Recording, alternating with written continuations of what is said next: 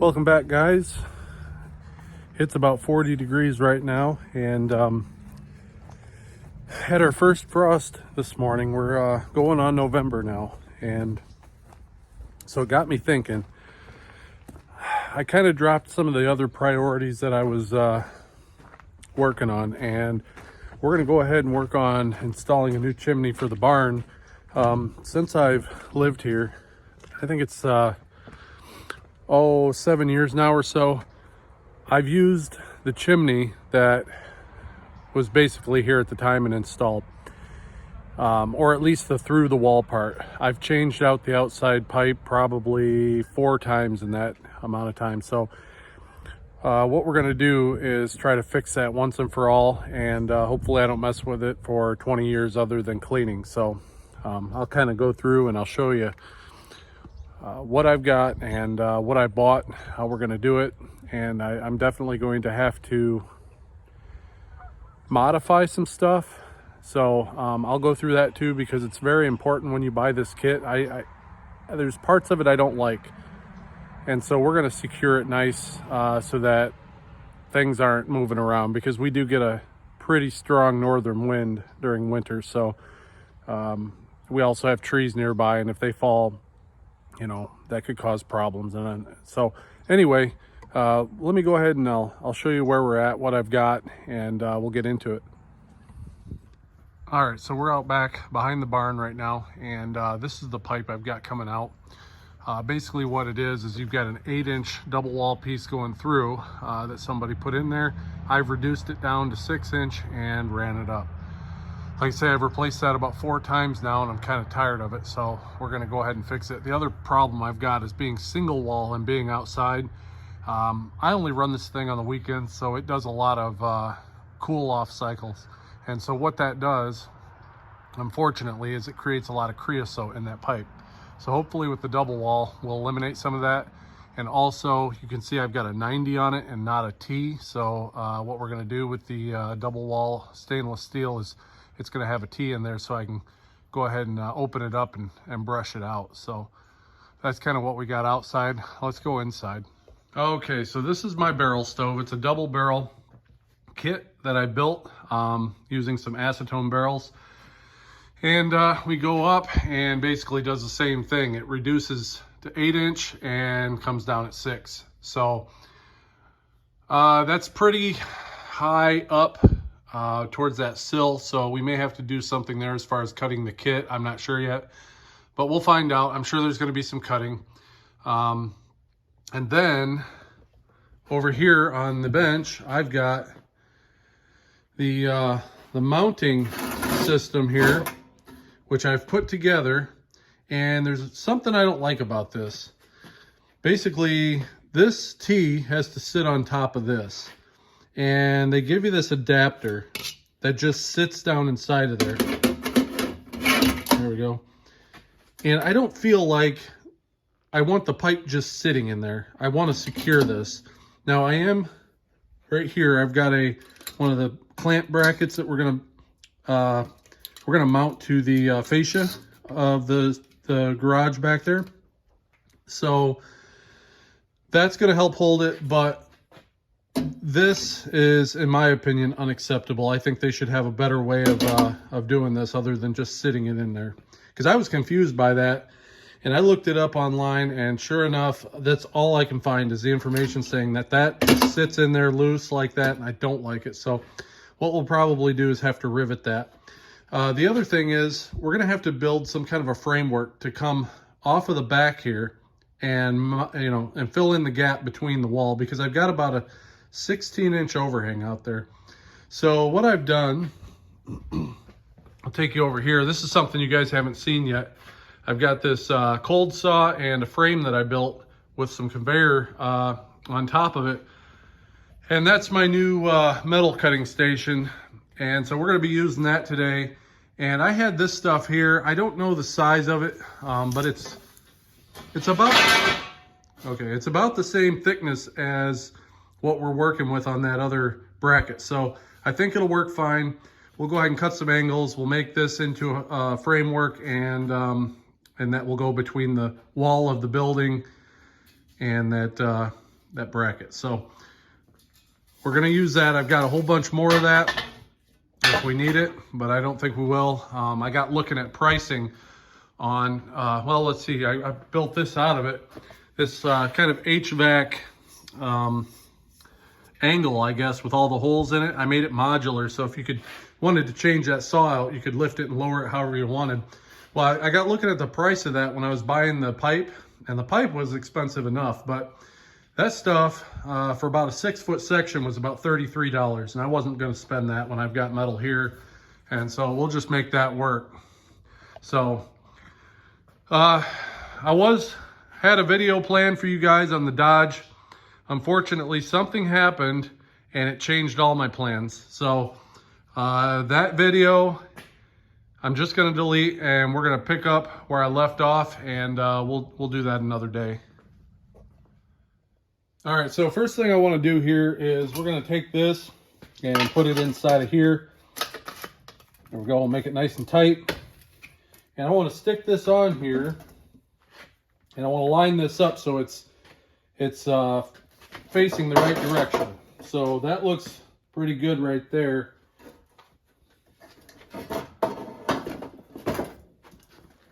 And so what I want to do is, let me just make sure. What we're going to do is just put a mark with my marker here. So that's my alignment mark. And we'll use that so we can pull this back apart and just put it back on like that, and I'll start drilling, and we'll go ahead and rivet this down. So I went ahead and I used 3 32nd rivets. What you want to do also is make sure that you got this cap on right here, because if you don't have that on, there is enough play in this to where you can get it off. So before you start drilling, make sure that that cap is on. That'll sit down in there pretty good, and then you know it's going to be okay when you pull that cap off to clean your pipe out. But just went with 4 of them, so that should work just fine. I feel a lot better about that. So I think what we're going to do now is move on, and I'm going to get a measurement. We're going to start building this additional frame. All right, so we're at the eave here, and so basically what I want to do is go from the wall to here, and it looks like we got 12-inch, so I was wrong, thought it was 16. And then from here to the edge, and looks like 3.5, so we got 15.5. I'm going to call it 16 inches to end up clearing the roof line.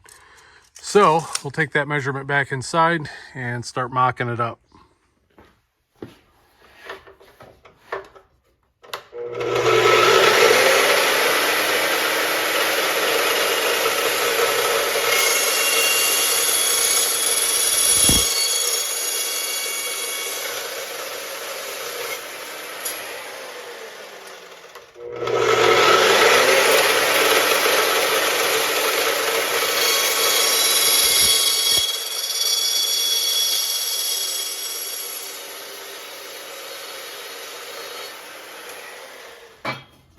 All right, guys, so this is what I came up with, and I think that'll work just fine.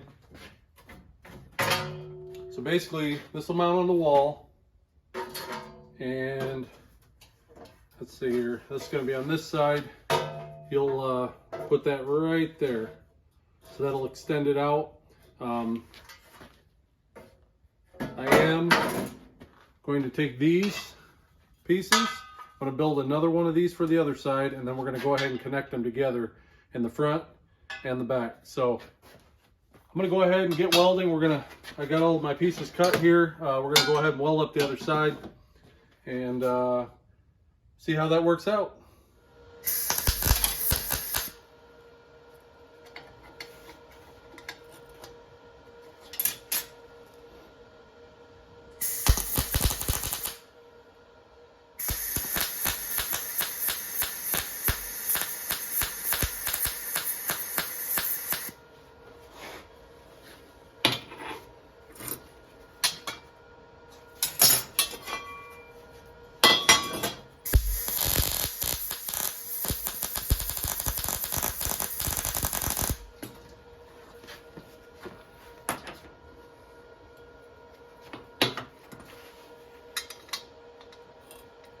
Perfect.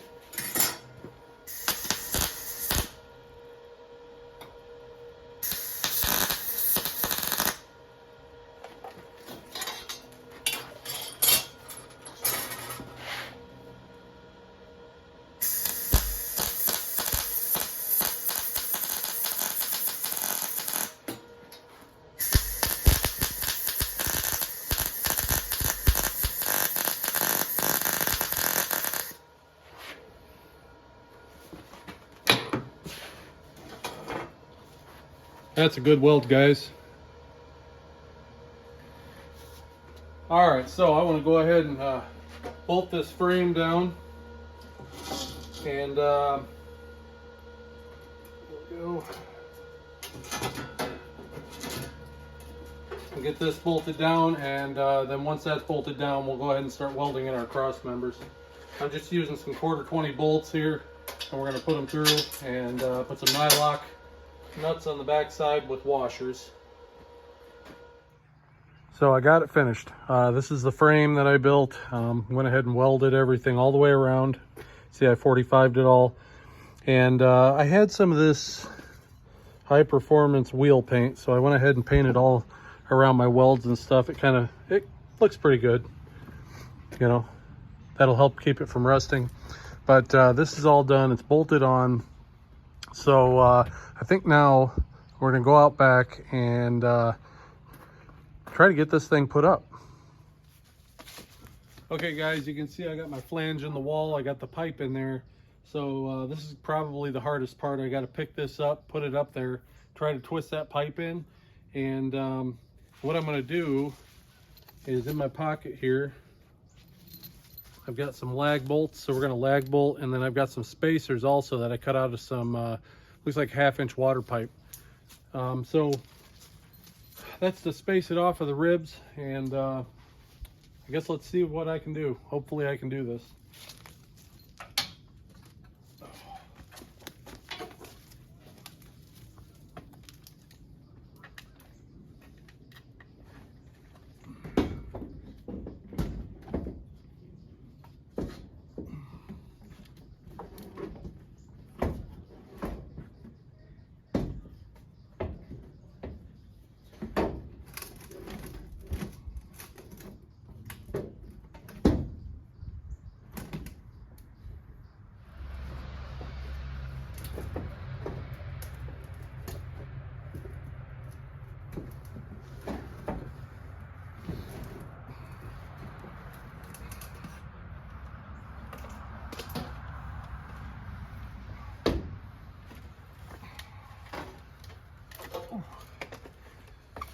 I don't know why that don't want to thread on there.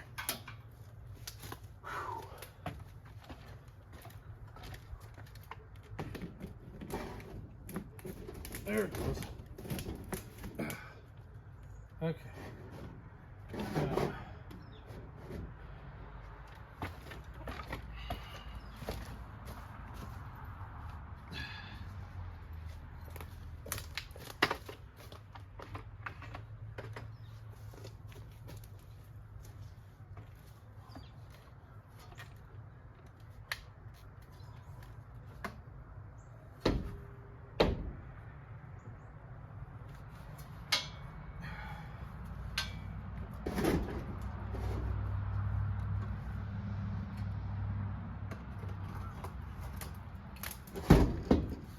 There we go.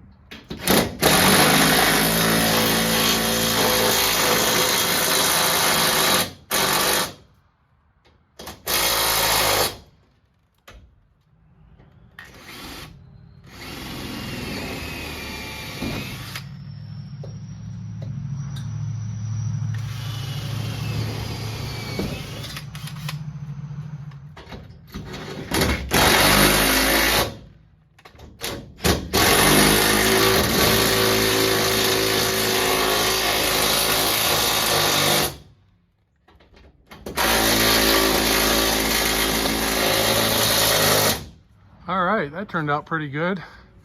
Kind of a pain in the butt, but let's see here.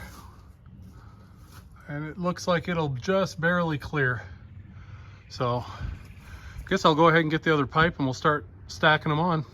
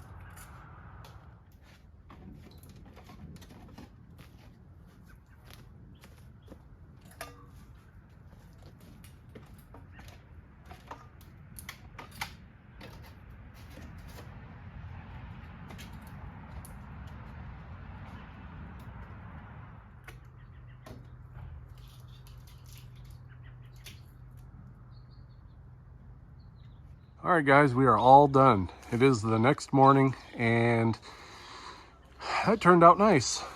One thing I did have to do is up here where I put the strap on, I did have to put a 2-inch piece of square tube up there to attach it to. It takes up that space between the fascia and that bracket. So got that put on, and yeah, everything looks good. It's strong.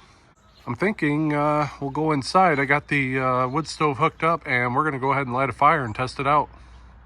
So here's the inside. It looks pretty darn good. Very happy with that. I did not have to cut that trim piece or anything. I was able to cut the hole bigger in the building so that it just clears that top sill plate. So that's all set now, and we're gonna go ahead. Got my light on it so you can see it because it's pretty dark up there, but we're gonna go ahead and get this fire lit. Before I do that though, there's one thing I want to show you guys. This is the piece that I took out of the wall, the 8-inch double wall piece that they stuck in there. And I got looking at this. I knew it wasn't in good shape, but I got looking at this, and I'm gonna roll it around here. There it is on the back.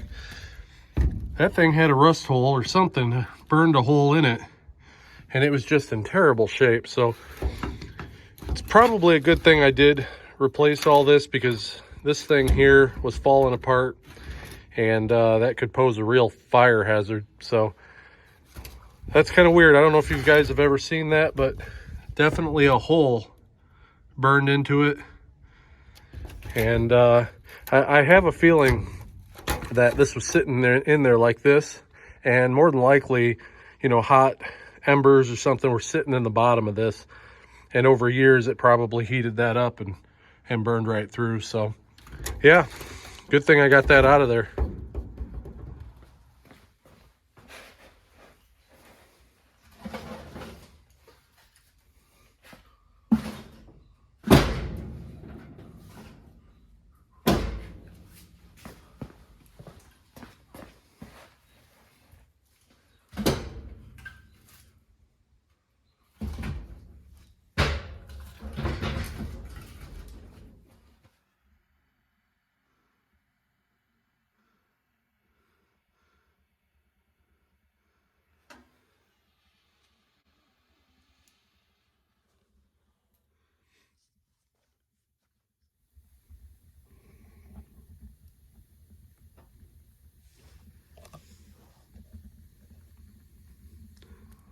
Well, it seems to be drafting good.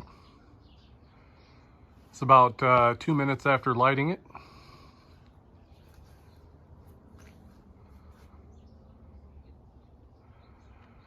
Yep, I think I'm happy with that. That's going to work out really nice. Go back inside and see what it looks like. Well, I don't see any smoke coming from around any of the joints. That's a good thing. I've fought with that quite a bit here, and looks like this install was successful because I don't see any smoke. And it's going good. Look at that. It's going nice and hot. So that's actually really nice. Leave it cracked open there, let it get going, but yeah, that's going to make a huge difference this year because I got tired of messing around with that pipe. So this is going to, I'll bet you I make it through a whole season now and probably won't have to clean that pipe out, but we'll see. I'll have to keep you guys updated. So just a side note, one thing that was a game changer for me was bringing in firewood to the shop like this. This is the only steel crate I've got. I do have a bunch of wooden ones I made out of pallets, and so I think I've got somewhere around 6.5 quart of firewood. But this makes all the difference in the world. I used to do it with a wheelbarrow, go outside, make a bunch of trips back and forth. But man, this thing here, as much firewood as I go through, this is the way to go. And like I say, I did make a video on this Titan Attachments fork attachment with the, I believe, 60-inch forks. And obviously I use my tractor to haul it in. Well, everything is running good. We got it all up to temp.